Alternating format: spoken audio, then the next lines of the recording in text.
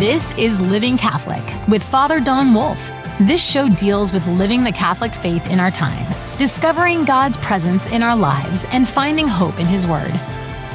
And now, your host, Father Don Wolf. Welcome, Oklahoma, to Living Catholic. I'm Father Don Wolf, pastor of Sacred Heart Parish and rector of the Shrine of Blessed Stanley Rother in Oklahoma City.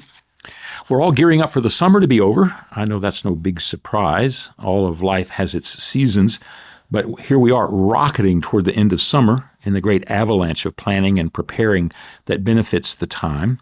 Here at Sacred Heart, we've just begun our school, resuming classes just this week. The public schools, at least some of them are a week behind us. Some of them are, in fact, ahead of us. But what's left of the days of freedom and ease are rapidly disappearing. We'll be back to our regular schedules, if we're not already, in no time at all. I hope everybody had a chance to spend some of the time over the last months enjoying vacation. For my time away, I had a chance to go to Germany with two of my sisters. It was a good trip, a chance to rest up a little from the regular pressures of parish life. And as in any time away from home, it was an opportunity to see things I don't normally see. What good would travel be if there wasn't the chance to see something new? It certainly worked that way for me. For my sisters, it was their first time in der Vaterland. The four sides of my grandparents were all from the German-speaking lands, which makes me pretty much all German. We had a chance to visit a portion of the lands of our forebears, especially the land of my father's father's father's father. That's Andrew Wolf, who came to the U.S. from Bavaria in about 1855 in the company of his brother. He married in Missouri and raised a family. He was a soldier in the Civil War, part of the Missouri Home Guard, a division of soldiers raised among the German-speaking residents of northern Missouri and commanded exclusively by German-speaking officers. Now, just for a moment, can you imagine what we would think in our day and time if the Army raised a regiment of men and officers who spoke a language other than English as part of the official armed forces of the United States? Things were different then, or at least they saw things differently then. His son, Andrew's son, my great-grandfather Peter, is the one who came to Oklahoma. He established a farm and raised a family. His farm was next to the Immaculate Conception Cemetery, which is the small cemetery you see on the east side of Meridian Avenue when you're on the road driving to the airport here in Oklahoma City. Which is to say, my roots go back a long way. But we wanted to see his native land, especially the city of Munich, where he was born. It was an eye-opening experience. And not because I ran into any long-lost relatives or made a connection to a forgotten past, but because it was a lesson in the intricacies of history and a reminder of the situation in which we find ourselves in during our day and time. The first thing I noticed about Munich, indeed all through Germany, was the growing population of migrants. That's been a notable contemporary concern throughout all of Europe, but Germany has been the leading participant in this obvious change to the native population there. After World War II, the Germans invited a large number of migrants from Turkey to come and work in the reviving economy of Central Europe. The country was suffering from a crisis in manpower caused, of course, by the casualties that had been occurred during the war and was in dire need of workers. There were jobs to be had. There were people from another part of the world who were willing to come and work. Bringing those facts together in the 1960s helped to produce the Wirtschaftswunder, the economic miracle of the revival of the German economy. But it also produced a problem of a minority, notable for their differences in skin color, religion, social customs, living standards, and national history. Virtually from the first years of the arrival of those immigrants, the Germans were concerned whether this newly arrived people would ever integrate into the population or whether they would remain a permanent and separate minority. Compounding this generational concern over the last decade, there's been a wide-scale migration from all over the Middle East and Africa and other parts of the world as well to Germany, and it's left its mark everywhere. As an example of the changes involved in this great ingress, on the first night we arrived in Berlin, the clerk at the hotel directed us to the nearest restaurant. It was one that served Vietnamese food. To her puzzlement, I laughed at her suggestion. Of course, such an option is old news for us here in Oklahoma. It's new news for them. But it's become newly popular and newly available because of the influx of new migrants. And that's simply a symbol of the changes there. The next most notable aspect of German life is the large number of veiled women on the sidewalks and in the stores. What had previously been foreign to German society and culture is now part of the everyday vision of life there. I've been following some of the news reports about the anxieties that this migration has prompted and the fear among the native Germans of simply being swallowed up by the contemporary immigrants.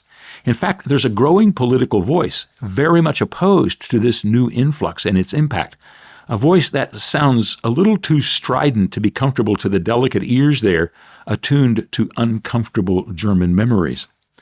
Now, without a doubt, these new arrivals and the politics that brought them there are part of the tensions stressing the country at this time. There are concerning trends, without a doubt.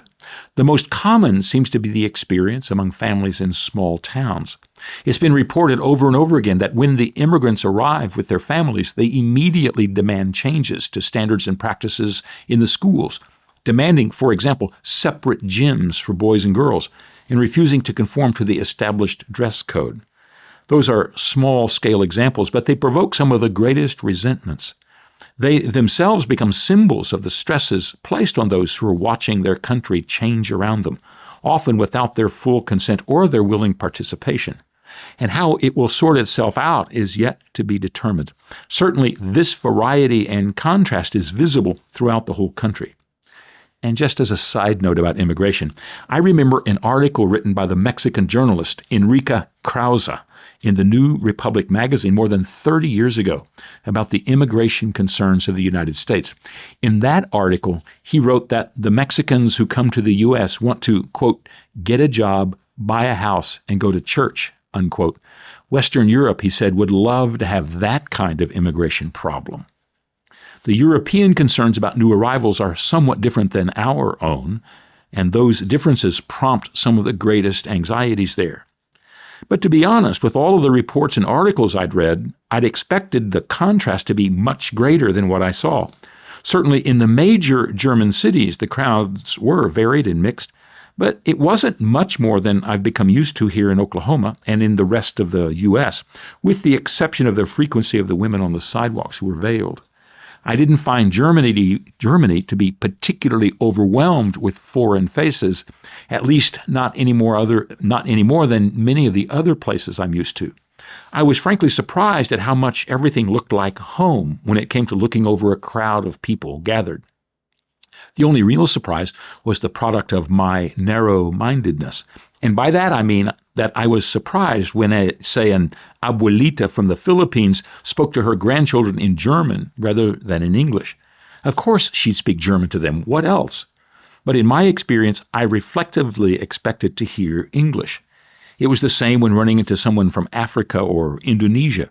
They speak the lingua franca there, of course. For me, it was just a matter of adjusting my compass and entering more fully into the environment there. Germany is, after all, the most densely populated country in Europe with the largest, most thriving economy.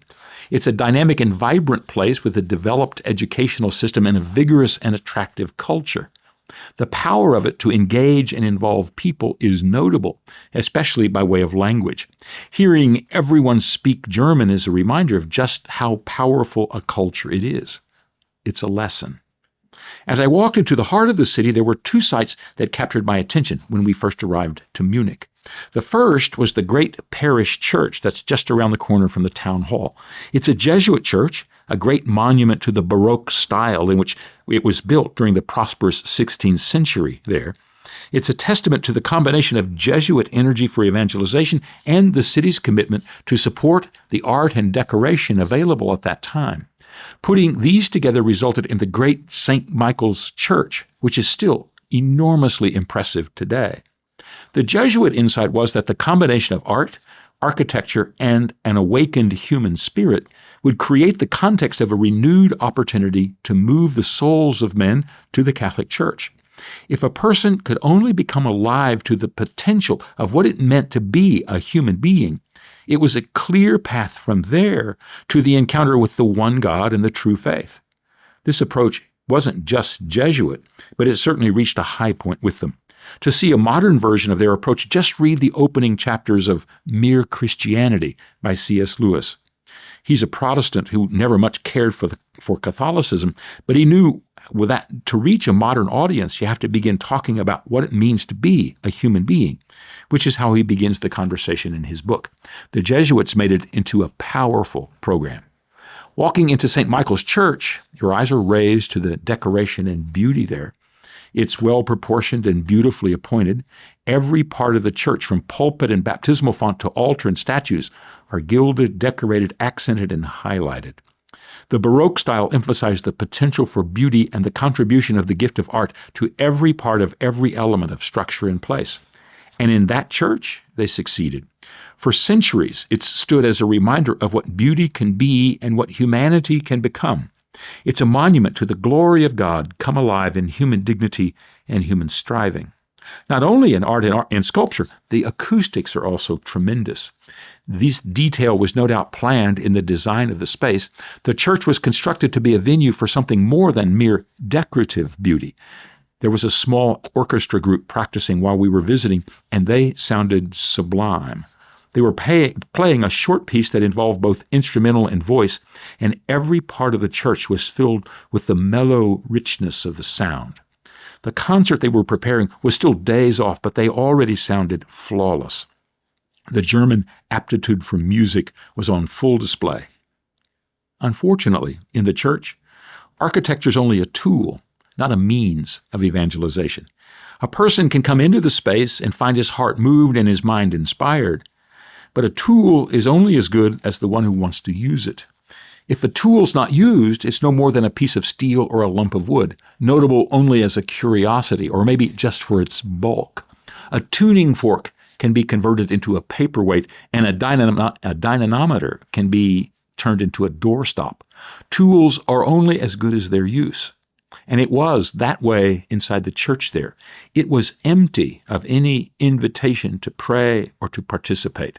They threw the doors open and invited us to come inside to note the beauty of the past, but there was nothing to capture the interest of the person there in the present.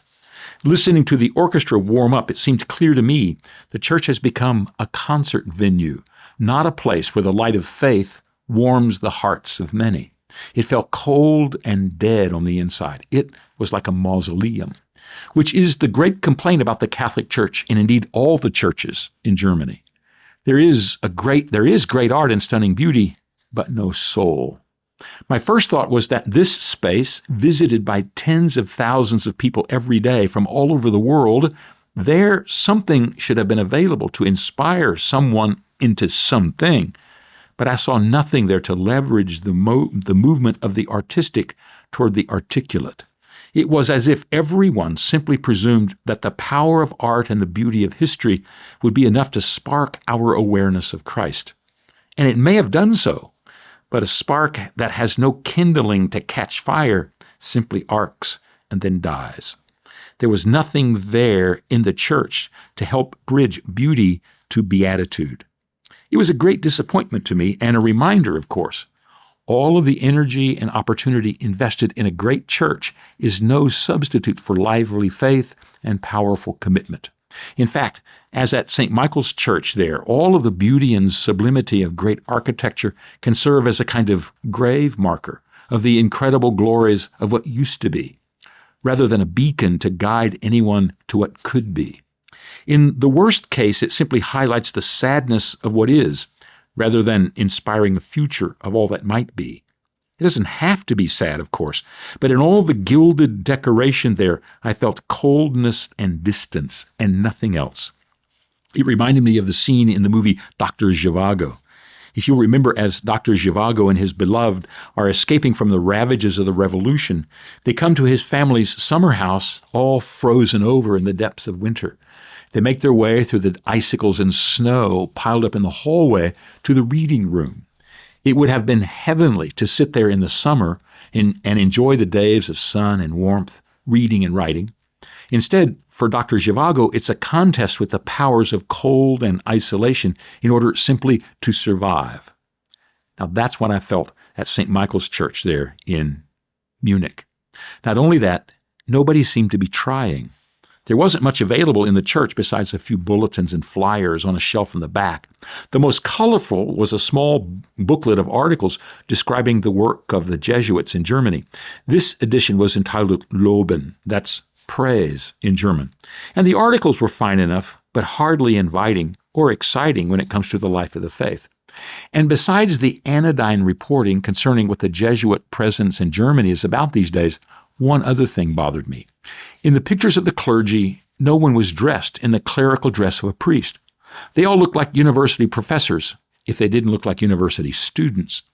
I know the peculiarities of the church are different in every place, but I couldn't get over the notion that the body of Christ in Deutschland seemed to be on life support. Things felt grim there, as if everyone were watching the patient from the bedside, waiting for the inevitable flatline from the machinery. The challenge for all of us is to note that a church, no matter how spectacular, is only a building if there are no people to fill it. And it's only a concert hall or a lecture room if it's just the space where people gather only to listen. Unless it's filled with those who come to pray, to praise, to encounter God, it's mostly a great empty barn. That's what I felt in my bones in all my time inside this incomparably beautiful space off the plaza in Munich. I wonder what my great-great-grandfather would have thought had he been there. Of course, the object of interest for everyone in Munich, besides the great technology museum advertised as the largest in the world, is the town hall. It's from the late medieval period and has survived the wars and upsets of the times to remain the center of attention for everyone. Its most salient feature is the great automatic life-size clock figures that at 5 p.m. rotate at the ringing of the hour. The movement includes 2 knights jousting, 6 men dancing, squires, princesses, kings, and pages, and all as part of the procession of characters across the front of the clock face as the bells sounded the hour. I'd forgotten all about it, but just before 5 p.m., the entire square filled with everyone looking toward the hall. It didn't take long before we got the message. And because it is the center of attention, and because it was June, the entire square was also blazoned with pride flags just about everywhere. They included 4 large ones that were hung from the 5th floor and dangled all the way to the ground on the city. They were affixed to the city hall. We also visited the concentration camp at the small town of Dachau, just a few miles from Munich. When coming off the train, you can follow a designated pathway toward the camp, the same ones followed by those who had been interned there beginning in 1934. Along the way are signs commemorating the experience of those who were imprisoned there. It explains what you're seeing and where the various parts of the camp were located, including where the guards lived, etc., etc. As part of the explanation, there's a timeline of political change and of the various aspects of life at the time that brought the Nazis to power. And it's startling to see, just as you arrive at the camp, a picture of the same Munich town hall that you leave to go out there to visit with swastika banners fluttering in the identical places where the pride banners are now. It gave me chills. It was all a bit bizarre. The officials at that time weren't concerned that the people there didn't like their politics. They also didn't care that most of the citizens in the most Catholic part of Germany weren't anti-Semitic and didn't want to get rid of the Jews or support the Nazi policies. They were also not concerned that they received the fewest votes there of all of the states in Germany. What they were concerned about was to announce to everyone and to demonstrate to everyone that they were in charge. They wanted to proclaim that to question anything about their conquest of the everyday was fruitless. Hoisting flags from rooftop to ground floor was always to declare that the Nazis were in control, they were running everything, and there was to be no opposition. The pride flags reminded me of the same message. At least in Germany, and not just there, the conquest of the politics of the moment by the pride agenda is complete and without meaningful opposition. William Dalrymple says the purpose of propaganda isn't really to convince anyone, it's to humiliate them so that the exercise of power becomes all that much more pleasurable. It felt just like that to me. Now, I did laugh a bit the following day when I came out from visiting the Science Museum. I'd visited the museum 40 years ago when I was there for the first time. When I exited the main doors on a warm day all those years ago, I stood on the bridge over the river and looked down to the sandy shoreline. I could see young people gathered there, relaxing and enjoying themselves. Many of them were lying on the low banks and on the sandy spit in the middle of the river. And like all of the places in Germany at the time, as long as there was a bit of sun and 10 feet of sand, the women sunbathed topless. I noted the view since I had not quite gotten used to seeing just how the gals there chose to be the blasé embodiment of European Weltschmerz so publicly. But that's not the case these days. There were young people on the shore, and they were relaxing in the shade on this warm, sunny day, and they were obviously enjoying their free time. But they were all clothed, tops and bottoms, men and women. I wondered how the young women around me there would respond if asked if they wanted to imitate their grandmothers and lie there on a summer afternoon with their tops off, like they had done 40 years ago. Nobody seemed to be interested or even tempted to do what everyone did all those decades ago. It seemed as unthinkable to imagine topless teens there as it would be to imagine them along the banks of the Oklahoma River or along the walking paths at Lake Hefner. I don't know what's changed about the common life of the folks there other than to imagine the immigrant presence. If that's the case, it's a lesson to all those who maintain it's foolish to press against the spirit of the age since it's powerful and unconquerable. What was common just about everywhere as a rebellion against the norms and expectations of the time 40 years ago, none of that is acceptable any longer. I can just imagine the outcry were it still the case that young women were topless, when there are so many on the streets and sidewalks who are veiled from their crown to their ankles. Or perhaps it's the German Fräuleins themselves and their families who, upon looking at those who are carefully covered, want nothing to do with public nudity anymore. Whatever the cause, it's no more bare tops on city sandbars. Perhaps the girls of today will just have to face the fact that they'll never be as risque as their grandmas were, or that the times have changed so much they can't imagine the risk being worth it. I wonder which it is. Vacation is the time when we're able to see what we don't see every day. And in the seeing, it's a chance to reflect on a world that's wider and deeper than we normally think. I hope you had the opportunity for some time away. It is a way to see the world differently. Back in just a minute.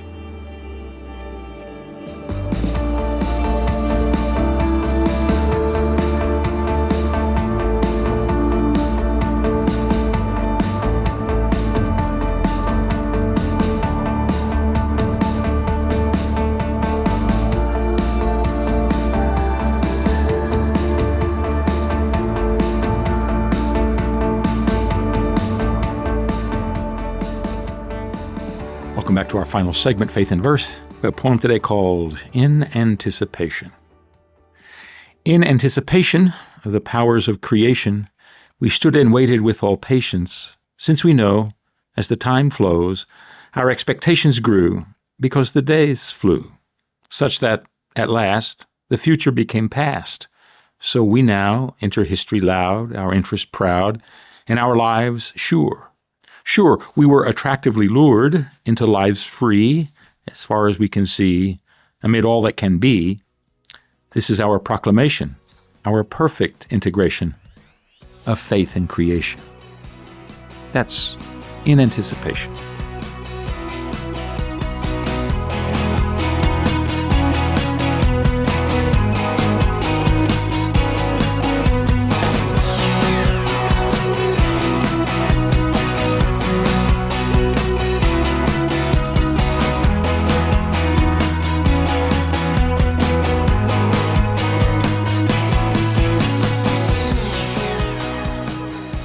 Seeing the world and coming to understand what lies there, especially what lies below the surface, is the opportunity that we have, of course, every day. And every day we have the opportunity to do that as we are a living Catholic. So I hope in the weeks to come that you can continue to join us and that we can together continue to explore what it means to be living Catholic. Living Catholic is a production of the Archdiocese of Oklahoma City for Oklahoma Catholic Radio. To learn more, visit okcr.org.